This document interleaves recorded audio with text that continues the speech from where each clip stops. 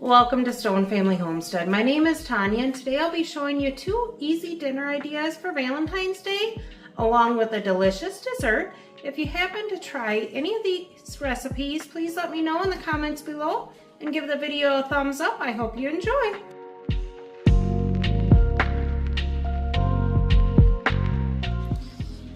Tonight for dinner we're going to have beef tenderloin. Here's all the seasonings that I'm going to use. It's a simple seasoning, just salt, pepper, rosemary, olive oil, and then I do have some garlic butter I'll put on top after we're done searing it. And also I'm going to get some potatoes in the oven, baking. So for the baked potatoes I'm just going to put some olive oil on each of them and put some crushed salt on it and just rub the potatoes. They have been cleaned. That way they get the nice crispy coat. And I do have the oven preheated to 425 degrees along with the skillet preheating on the stove top. Wash my hands. Alright, now that my hands are good and cleaned off, we're just gonna crack some salt over them. And flip them over so we can get the other side salted. This isn't necessary, but it does taste good. Alright, so I'm going to put it in the oven. Probably will be in there for an hour and 25. Now that I got my pan preheated, I'm going to put the one side down to get a good sear on it. While it is searing, I'm going to season the other side with some salt, pepper, and a little rosemary before we flip it.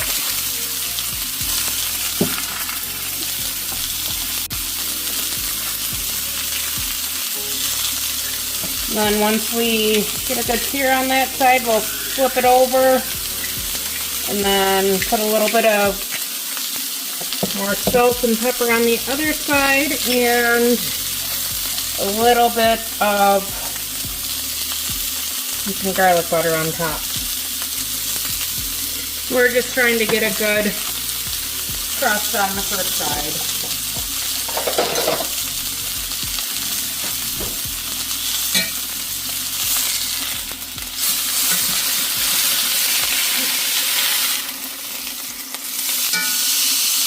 Once it's browned up like that, we'll put a little bit of salt and pepper on this side too. And then I'm going to use this garlic butter that we had gotten at Sam's Club on top of it. It's got some Parmesan, very well garlic flavored. There's other herbs and that in there as well. Put that on top. And then I do have the oven preheated, obviously, from the baked potatoes up to 425 degrees. There we go. And I'm going to put this in the oven. You can, depending upon the doneness you want, is how long you need to bake it for. Alright, we've got the beef tenderloin out. I am gonna, like I said earlier, put a little more butter on top, let it rest. The potatoes were also done, so I'd taken those out, and just how I tell is just using a fork. If they go in nice and easy, it is done. So I'm gonna let this rest, and then I will show you once it's done. And I do have some dinner rolls that are going to be going in the oven here shortly. Now that it has rested, I'm going to take the string off and slice it up to be able to serve it for dinner. And we'll cut it open.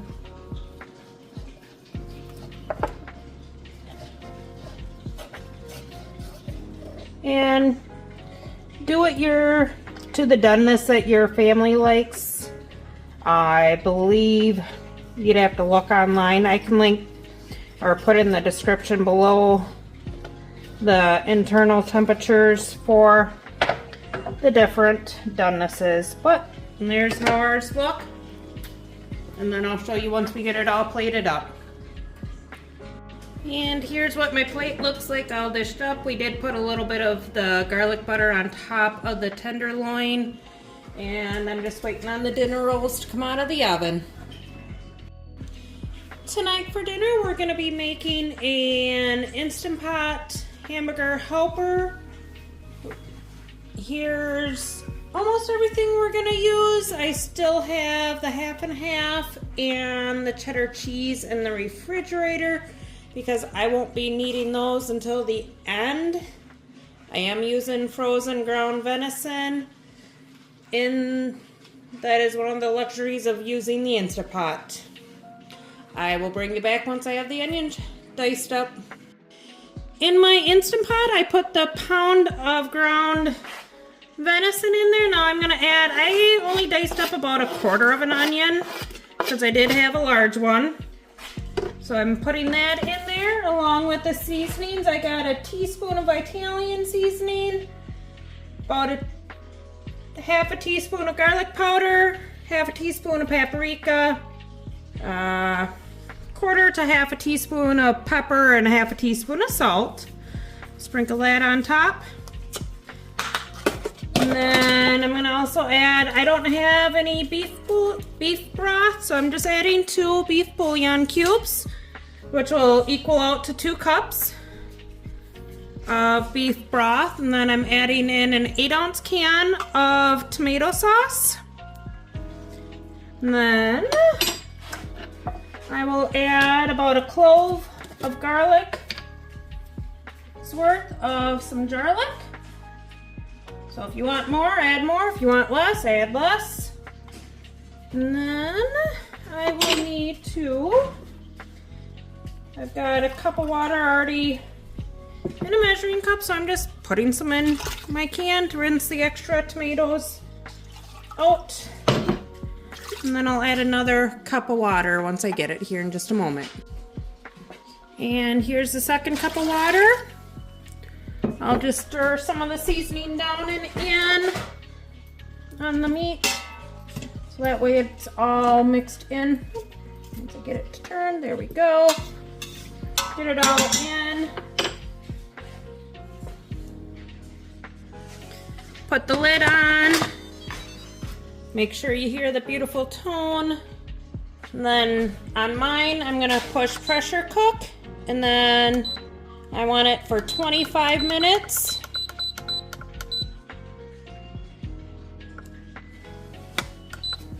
So 25 minutes, and then I'll push start. I won't be home when it probably goes off, but I'll let it naturally release. Otherwise, you can use a quick release method once it is done cooking. And then I will be adding the noodles in. Let them cook on high for probably 3 minutes, and that should be good for them. I will bring you back once we get to that point. All right, now that it's done and been released, here's what it will look like. I am just gonna pour the pasta in. So I've got 12 ounces of pasta here that I'm gonna pour in.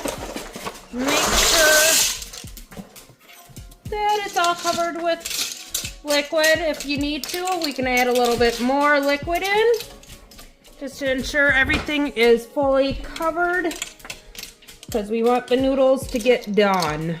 I'm gonna grab a little bit of water. Just give me a moment. All right, I'm just adding about another cup in. And then we'll just get these last few pushed down, because we don't want crunchy noodles. Whoop. All right, now that I got it pretty much all submerged, I'm gonna put the lid back on. Nope, not quite lined up. There we go.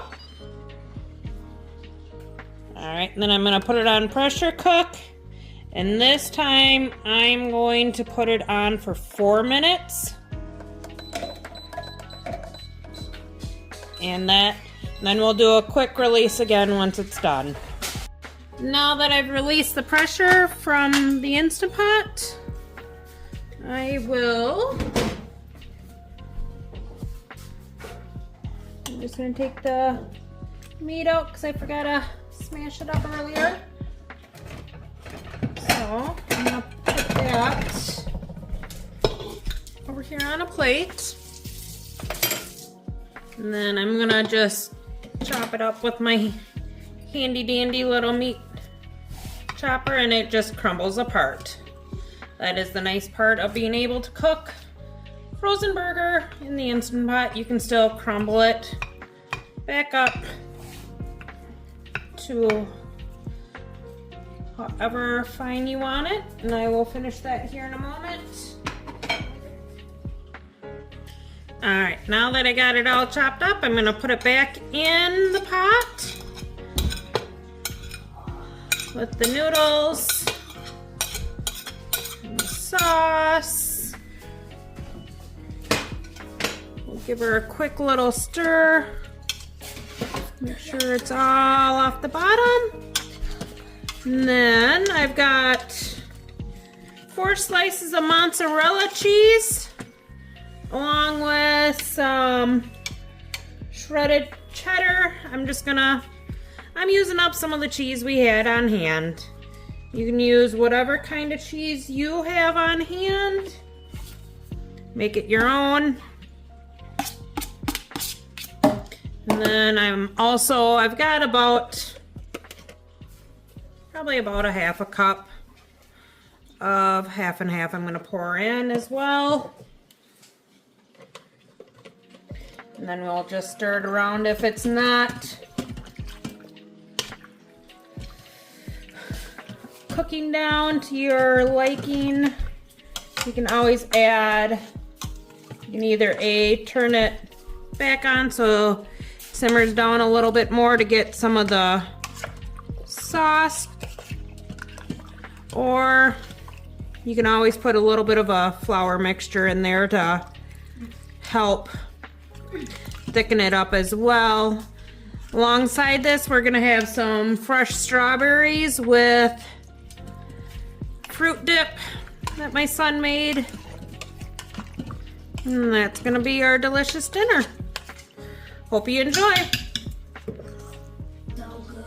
And this is what it looks like all dished up. Today we're gonna be making a Jell-O poke cake. Here are the main ingredients that you'll need. You'll also need the ingredients that the cake mix calls for. Mine calls for 3 eggs, a cup of water, and a half a cup of vegetable oil. I'm gonna put the cake mix into the mixing bowl and I'll bring you back once I got that done. So I've got the cake mix in the mixing bowl already. I'm gonna pour my cup of water in along with a half a cup of oil. And then I'll crack my 3 eggs and add those. And like I said, I'm just following the instructions on the back of the cake mix. Here's 1 egg. Number 2 getting cracked. I do crack my eggs in a separate container because we do raise our own chickens just in case I do get a bad one. I don't want to ruin whatever it is I'm making. So I pour it into a separate container, usually whatever I'm using if I'm baking something. Like I use the measuring cup, that way I don't get something else dirty. Now I'm gonna mix it all together and then I'll bring you back once that's done. Now that I got the cake mix all mixed up, I am gonna grease my 9x13 pan with just some cooking spray. And also I did turn my oven on to preheat it to 350 degrees before I started making the cake. Alright, I'm gonna pour the cake batter into my greased cake pan, and you might be wondering, hey, I thought I saw a Jell-O earlier mix. That we will mix up later after the cake is baked. And we'll actually poke some holes on this cake once it's all done, and I'll show you that. And then we'll actually pour the Jell-O over top and let it set up in the refrigerator. But I will show you that after the cake is all done and cooled down. So I'm gonna put the cake now in the oven for 29 to 33 minutes or until a toothpick comes out clean. So now that the cake has come out of the oven and is cooled, I'm gonna take the back of a spoon and just poke holes in it. This will allow the Jell-O to go in, and you hear that in the background. That's just the water coming to a boil, so we can make the Jell-O for this. And just go along. There's no certain amount you need. If you don't want to have a spoon, that would work. You can also use a fork. You just want to get the holes in there so it can seep down in. And then I did show the wrong size of Jell-O, so I got the correct size out. You'd want a 3-ounce gelatin. And I will get that put in the bowl and I'll bring you back. All right, so I got a cup of boiling water. I'm gonna pour over the Jell-O mix and I will whisk it to dissolve it. Once it all gets dissolved, we'll only be adding a 1/2 cup of the cold water, not the full cup that the package calls for. And then we'll slowly pour this over top of the cake. I'm just getting this all dissolved. A little bit longer. And another way to cool down your Jell-O, even if you're just making Jell-O on its own, is you can put some couple ice cubes in with the cold water portion, and that will actually bring the temperature down really quick. I'm gonna get my cold water. All right, now I'm gonna add my 1/2 cup of water, of cold water. And I did put a couple ice cubes in there. I'm just gonna whisk it around till those are melted. Pour it over top of the cake, and then the cake will have to sit in the refrigerator for at least 2 to 3 hours. You want it to set before you put the whipped topping on top. And those are all done. So I'm gonna bring my cake back in, and then you just slowly pour your Jell-O mixture over top. That way it can seep in. Otherwise, if you do,